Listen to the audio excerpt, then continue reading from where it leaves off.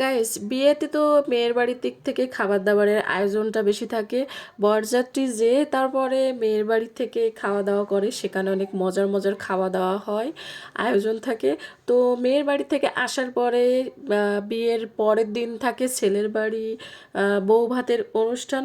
তো আমাদের এখানে বউ ভাতের অনুষ্ঠানে আছে মুরগির রোস্ট আর চিংড়ি মাছ দিয়ে, এই যে দেখতে পাচ্ছেন পাঁচমিশালি সবজির একটা তরকারি করা হবে।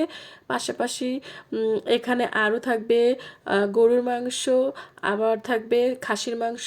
তো খোলামেলা পরিবেশে এই যে দেখতে পাচ্ছেন মাঠের ভিতরে সুন্দর একটা পরিবেশে রান্নাবান্না চলছে। খুব সকাল সকাল রান্নাবান্নার কাজটা শুরু করেছে। আর সকাল সকাল রান্নাবান্নার কাজ শুরু করার কারণ, ওখানে মেয়ের বাড়ি থেকে যে কন্যাযাত্রী সেই তারা আসবে, আর তাদের জন্য পাশাপাশি ছেলের যে আত্মীয় স্বজন থাকে সবাই মিলে একসাথে একটা খাওয়া দাওয়ার আয়োজন থাকবে।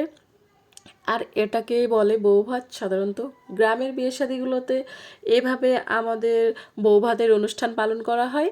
তো আজকে দেখতে পাচ্ছেন মামার বিয়েতে বৌভাতের অনুষ্ঠান, তার রান্নাবান্নাই করা হচ্ছে। আর ভিউটা দেখেন, জাস্ট অস্থির। মাঠের ভিতরে চারপাশ মাঠ, আর তার পাশেই রান্নাবান্নার আয়োজন করা হচ্ছে একবারে ফ্রেশভাবে।